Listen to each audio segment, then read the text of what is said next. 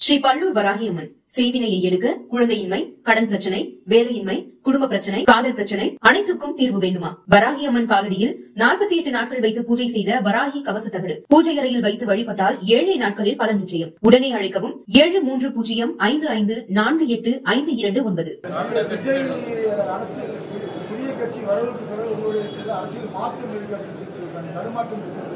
தடுமாற்றம் மத்தவங்களுக்கு, நான் தடுமாற்றம் இல்லாதனாலதான் இப்படி இருக்கேன். எனக்கு என் தம்பிக்கு இடையில அண்ணன் தம்பி உறவுங்கிறதுல பாசத்துல எனக்கு துளியும் இல்லை, அன்புல குறையில. ஆனால் கட்சியினுடைய கோட்பாட்டு கொள்கையில நாங்க முரண்படுறோம். எங்களுடைய கோட்பாடு அது. இப்ப திமுக இத்தனை வருஷம் இருந்த கட்சி கொள்கையை நான் எதிர்க்கலையா? காங்கிரஸ் எதிர்க்கலையா? பிஜேபி எதிர்க்கலையா? அது மாதிரி எதிர்க்க வேண்டிய தேவை இருக்கு. எங்களுக்கு ஒரு தத்துவம் இருக்கு, அதுக்கு அது ஏற்புடையது இல்லை. இப்ப எங்க அண்ணனை போய் எங்க அண்ணன் கமலஹாசனை நாங்க ஒன்னும் எதிர்க்கல. அவர் இப்படிலாம் கோட்பாடுன்னு ஒன்று வச்சுக்கிட்டு இது பண்ணல. அவர் நான் ஊழலை ஒழிக்க போறேன்டா அதை முடிச்சிட்டாரு. விஜயகாந்த் ஐயா வந்தாரு, வறுமையை ஒழிக்க போறேன்ட்டாரு. அது பிரச்சனை இல்லை. நீங்க இப்ப நான் உங்களுக்கு ஒண்ணு கேட்கிறேன். என் தம்பி ஒரு கோட்பாட்டை சொல்றாரு, மதச்சார்பற்ற சமூக நீதிங்கிறார். இப்ப நீங்க உங்க வாயிலா எல்லார்ட்டையும் கேட்கிறேன், கேட்கிற உலக தமிழ் மக்கள் எல்லார்ட்டையும் கேட்கிறேன், மதச்சார்புள்ள சமூக நீதினு இந்தியாவில் இருக்கா? இல்ல. அப்ப ஏன் மதச்சார்பற்ற சமூக நீதிங்கிறீங்க? அதுல இஸ்லாமியர் கிறிஸ்தவருக்கான இடஒதுக்கீடு இருக்கா இல்லையா? நான் கேட்டேன். இப்ப நீங்க கேட்டீங்க, நான் பதில் சொன்னேன். இப்ப நான் ஒரு கேள்வி கேட்கிறேன்ல, நீங்க பதில் சொல்லணும். நீங்க தானே கேள்வி கேட்டீங்க. மதச்சார்பற்ற சமூக நீதியில் இஸ்லாமியர் கிறிஸ்தவருக்கான இடஒதுக்கீடு இருக்கா இல்லையா? அப்புறம் அது மதச்சார்பற்ற சமூக நீதி எங்கிட்ட இருந்து வருது? மண்ணின் உரிமை தான் எங்க கொள்கைங்கிறீங்க. மண்ணின் உரிமை எதது? நீங்க மொழி இனம்னு பிரிக்கிறங்கிறீங்க. அப்ப எந்த மண்ணின் உரிமை? தமிழரா திராவிடம்னா எது திராவிடம்னு தெரியல. தமிழ்நாட்டு மண்ணின் உரிமையா, கர்நாடக மண்ணின் உரிமையா, கேரள மண்ணின் உரிமையா, இல்ல பீகார் மண்ணின் உரிமையா, இல்ல குஜராத் மண்ணின் உரிமையா? மண்ணின் உரிமைனா எந்த மண்ணின் உரிமை? இந்த மண்ணின் உரிமை தானே. அப்ப இந்த மண்ணின் உரிமைனா தமிழ்நாடு தானே, தமிழ் இனம் தானே.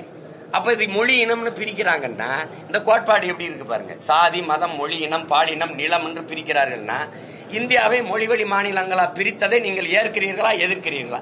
இந்த கேள்வி எனக்கு வரணுமா வேணாமா? ஐயா நீங்க கேள்வி கேட்டீங்க, நான் பதில் சொன்னேன். இப்ப நாங்க வரணுமா வேணாமா? வரணும். இப்ப என் தம்பியுடைய கோட்பாடு எனக்கு ஏற்புடையதா உங்களுக்கு ஏற்குதா? மொழி இனம் என்று பிரிக்கிறார்கள் அவர் பேசும்போது, அப்ப மொழிவழி மாநிலங்கள் பிரிக்கப்பட்டதை நீங்கள் ஏற்கிறீர்களா எதிர்க்கிறீர்களா? இந்த கேள்வி எனக்கு மட்டும் இல்ல, உங்களுக்கு எழணும், இவருக்கு எழணும். அப்ப ஏற்கிறீர்கள்னா அப்ப மொழிவழி மொழி இனம்னு பிரிக்கிறாங்கன்னு எப்படி சொல்றீங்க? நீங்க நான் சொல்றது கேளுங்க. மொழிவழிய மாநிலங்களை பிரித்து விட்டார்கள் சொன்ன இதே ஐயா மோடியே மகாராஷ்டிரா அது இந்து தானே, அங்க குஜராத் நீ இந்து தானே, எதுக்கு குஜராத்தை தனி மாநிலமா கேட்ட? ஏன்னா அவன் மராட்டிய, நீ குஜராத்தி. 6 வயசு பையனா இருக்கும்போது RSS கொடியை பிடிச்சுக்கிட்டு தனி மாநிலம் கட்டு போராடியதுல பேரணியில நடந்திருக்காரு மோடி. யாராவது மறுக்கிறீங்களா? அப்ப நீங்க பதவிக்கு வந்த பிறகு மொழி வழியா பிரிச்சுட்டாங்கிறது. அப்ப பிரிச்சவன், அதுக்காக போராடியவன், பட்டினி கிடந்து செத்த எங்க சங்கரலிங்கனாரு, அந்த பொட்டி ஸ்ரீராமலும், இவெல்லாம் பைத்தியக்காரப்ப யாரோட சேர்ந்து ஒழிக்கலாம்? சரி, என் நிலத்தின் வளங்களை எல்லாம் பாதுகாக்கணும். நீங்க வந்தாலும் எம்சாண்டு, நீங்க வந்தாலும் எம்சாண்டு. நீங்கள் வந்தாலும் ஆத்துமணல் அள்ளுவீங்க, நீங்க வந்தாலும் ஆத்துமணல் அள்ளுவீங்க. நீங்க வந்தாலும் கமிஷன் வாங்குவீங்க, நீங்க வந்தாலும் கமிஷன் வாங்குவீங்க. இந்த கட்சிகள்ல எந்த கட்சியோட சேர்ந்து நீங்க நாட்டுக்கு நல்ல ஆட்சி கொடுப்பீங்க? அப்படி என்ன ஒரு அதிகாரம் தேவை கிடக்குது? அதிகாரத்துக்கு தனிச்சு நின்று வர முடியாதுன்னு உங்களுக்கு சொன்னது யாரு? இல்ல சொன்னது யாரு? இப்ப நான் ஆளல, என் தங்கச்சி ஆண்டுட்டு போறேன், என் தம்பி மகன் ஆண்டுட்டு போறான், எங்க பிள்ளைய ஆண்டுட்டு போகுது. என் சிந்தனை ஏடா இருக்கும். இப்ப நீங்க பைபிள், பகவத்கீதை, குரான் எல்லாம் தந்தவங்க இருக்காங்களா? இல்ல. ஆனா அதன்படி நடக்கிறதுக்கு ஒரு பெரிய ஒரு மக்கள் கூட்டம் இருக்கு இல்லையா? நாங்க இப்படி ஆட்சி நடக்கும், எங்க தலைவர் எங்களுக்கு கொடுத்தது இருக்குது, எங்க முன்னோர்கள் தந்தது இருக்கு. இப்ப நீங்க சொல்றீங்கல்ல ஐயா, ஒரு இது புகார பற்றின்னு எங்க முன்னோன்னு சொல்லியிருக்கான் வள்ளுவ பெருமகனார். குடிதழி கோலோச்சும் மாநில மன்னன் அடிதொலி நிற்கும் உலகுங்கிறான். மக்களின் தேவை அறிந்து குறிப்பறிந்து சேவை செய்கிற அமைச்சை, மன்னனை மக்கள் போற்றி தொழுவார்கள், உலகம் போற்றி தொழுங்கிறான். அப்படி எல்லாமே இருக்கு. அதன்படிதான் இப்ப நான் பேசிட்டு இருக்கிறேன். நான் கிடையாது, என் முன்னவர்கள் என்னுடைய மிச்சம் எச்சம், அதன் வழியில நான் நடக்கிறேன். அப்படிங்கும்போது ஒரு கூட்டணி வச்சாதான் வெல்ல முடியுங்கிறது அது தப்பு. அது தான் எப்படி சொல்றது, தனித்துவத்தை இழந்து விட்டு ஒரு தலைமை உருவாகக்கூடாது. அது சரி வராது. என் முன்னவர்கள் செய்த வரலாற்று தவறை நான் செய்ய விரும்பல. அப்படிதான் வந்த எங்க ஐயா ஆதித்தனார், மாப்போசி, நான் பேசுற அரசியல தான் பேசினாங்க. கடைசியா இதே திராவிட கட்சிகள் எந்த கட்சியில எதிர்த்து அரசியல் தொடங்கினாங்களோ அந்த கட்சிகள்கிட்ட கூட்டணி வச்சாங்க. இது வலிமையாக வந்த ஒரு தலைவர் எங்க ஐயா மருத்துவர் ராமதாஸ், அதுக்கப்புறம் எங்க அண்ணன் திருமாவளவன், அதுக்கப்புறம் வந்து ஐயா எங்க அண்ணன் வைகோ, அதுக்கப்புறம் ஐயா விஜயகாந்த்.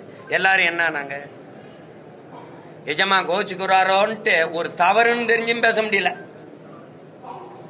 இப்ப இது தவறுன்னு நான் ஒருத்தர் இருக்கிறது உங்களுக்கு உறுத்துதுன்னா கட்சியே வேணான்னு சொல்லிட்டு போனமே ஒழிய சமரசம் செஞ்சு ஐயா கண்ணதாசன் சொல்றாரு பாருங்க, வாழ்க்கையில ஒரே ஒரு முறை நீ சமரசம் செஞ்சுட்டா உன் வாழ்நாள் முழுக்க நீ அதான்டா செய்யணும்ன்றாரு. இப்ப நான் கூட்டணிக்கு போயிட்டேன், நான் முதலமைச்சரா ஏற்று என் கனவை நிறைவேற்ற என்னோட வருவாங்களா? நான் சொல்றேன் வேளாண்மையை அரசு பணியா மாத்துவேன், ஆடு மாடு வளர்த்தல அரசு பணியா மாத்துவேன், இந்த மீத்தேன் எடுக்கிறது ஈத்தேன் எடுக்கிற திட்டங்களை நிறுத்திட்டா ஆடு மாட்டு கழிவு மக்கிய இலைதலை கழிவுல இருந்து மனித கழிவுல இருந்து பயோகேஸ் தயாரிப்பேங்கிறேன். அது என் பூமிக்கு எந்த இடையூறும் என் காற்றுக்கோ நீருக்கோ நஞ்சாகாதுன்னு நான் தயாரிச்சு எவ்வளவு வேணாலும் நான் இந்த எரிகாற்றை எடுத்துக்கிறேன்றேன். வருவியலா? நிலக்கரி வேண்டாம், தீர்ந்து விடுகிற வளம். அணு உலை வேண்டாம், அது பேராபத்து. அனல் மின்சாரம் வேண்டாம், காற்றாலைக்கும் சூரிய ஒளிக்கும் கடலறை மின்சார உற்பத்திக்கும் போவோம்ங்கிறேன். வருவியலா? நீங்க ஆபத்தான திட்டங்களை எல்லாம் அரசு வச்சுக்கிறீங்க, அணு உலையை வச்சுக்கிறீங்க, அனலை வச்சுக்கிறீங்க, பழுப்பு நிலக்கரியை வச்சுக்கிறீங்க. ஆனா சூழ்நிலைக்கு இயற்கைக்கு எந்த கேடும் தராத காற்றாலை இந்த காற்றாலையும் சூரிய ஒளியும் தனியார் கொடுக்குறீங்க. அப்ப எப்படி? இப்ப அணு உலையை நான் எதிர்த்து போராடும் போது அரசு கிட்ட இருக்கு என்னை குற்றவாளி ஆக்குற. ஆனா இங்க தனியார் முதலாளிக்கு பல ஆயிரம் ஏக்கரை பறிச்சு நீயே கொடுக்குற. இப்ப இங்க பாருங்க, அவன் ஒரு அழகு மின்சாரம் 7 ரூபாய்னா 7 ரூபாய்க்கு தான் நான் வாங்கணும். ஆனா 7 ரூபாய்க்கு நீ மக்கள் கொடுக்க முடியுமா? கொடுக்க முடியாது. ஏன்னா ஓட்டு போட மாட்டேன், தோத்து போயிடுறேன். அப்ப என்ன பண்ற? நீ 2 ரூபாய் இழப்புல கொடுக்குற. அப்ப 10 லட்சம் கோடி கடனா வருது. இது என்ன ஆட்சி முறை? இந்த ஆட்சி முறை செய்ய முடியுமா? வந்த 3 ஆண்டுகளை 3 முறை மின் கட்டணத்தை உயர்த்திட்டீங்க. ஏன் உயர்த்தினீங்க? ஆனா எதிர்கட்சியா இருக்கும்போது நீங்க என்ன பேசுனீங்க? கரண்டை தொட்டால் சாக்கடிக்காது, கரண்ட் பில்லை கேட்டாலே சாக்கடிக்குது பேசினாரா இல்லையா? எடுத்துக்காட்டுட்டா. அப்ப இந்த கட்சிகளோட போய் ஆட்சி செய்யணும். அப்படி ஒன்னு திரும்ப திரும்ப சொல்றேன், என் கால்களை நம்பிதான் என் பயணம். அடுத்தவர் கால்களை நம்பி என் பயணத்தை தொடர முடியாது. அடுத்தவன் தோல் மேல ஏறி நின்று நான் உயரமானவன் என்று காட்டுவதை விட தனித்து நின்று உண்மையான உயரத்தை காட்டுவதே மேன்மையானதுங்கிற கோட்பாட்டை படிச்சவன் நான். அதனால அது சரியா வராது. 20 நாடுகள் சுத்தி வளைச்சு தன்னை சூழ்ந்து நிற்கும் போதும் தனித்து நின்று சண்டை போட்ட வீர மறவன் பிரபாகரனின் பிள்ளைகள், இங்க இருக்கிற பிள்ளைகள். தனிச்சு நிற்பேன், என் மக்களை நம்பி நிக்கிறேன், என் மக்களை நேசித்து நிக்கிறேன். 8 கோடி மக்களை நம்பி 8 கோடி மக்களோடு சேர்ந்து நிக்கிற ஒரு அரசியல் கட்சி நாம் தமிழர் கட்சி. மக்களை அவர்கள் நம்பல, கட்சி தலைவர்களை நம்புறாங்க. நான் என் மக்களை நம்புறேன், நிக்கிறேன், தனிச்சு நிக்கிறேன், தனித்துவத்தோடு நிக்கிறேன். அதுல போய் கூட்டணி வச்சு அற்பப்பதிங்க பாருங்க, தற்காலிக தோல்விக்காக நிரந்தர வெற்றியை இழக்க தயாரா நான் இல்ல. நேரு பிரதமரானதுக்கு முன்னாடி என்றாவது ஒரு நாள் தோற்க போகிற ஒரு கோட்பாட்டை ஏற்று அதன் வெற்றிக்காக இன்று நான் பாடுபடுவதை விட என்றாவது ஒரு நாள் வெல்லப் போகிற ஒரு கோட்பாட்டை ஏற்று தத்துவத்தை ஏற்று அதற்காக போராடி தோற்பதையே மேன்மையாக கருதுகிறேன். அது எனக்காக சொன்னதுதான். அப்படிதான் நான் எடுத்துருக்கேன். ஸ்ரீ பல்லூர் வராகியம்மன் செய்வினையை எடுக்க குழந்தையின்மை, கடன் பிரச்சனை, வேலையின்மை, குடும்ப பிரச்சனை, காதல் பிரச்சனை அனைத்துக்கும் தீர்வு வேண்டுமா? வராகியம்மன் காலடியில் 48 நாட்கள் வைத்து பூஜை செய்த வராகி கவசத்தகடு பூஜை அறையில் வைத்து வழிபட்டால் 7 நாட்களில் பலன் நிச்சயம். உடனே அழைக்கவும் 7305548529.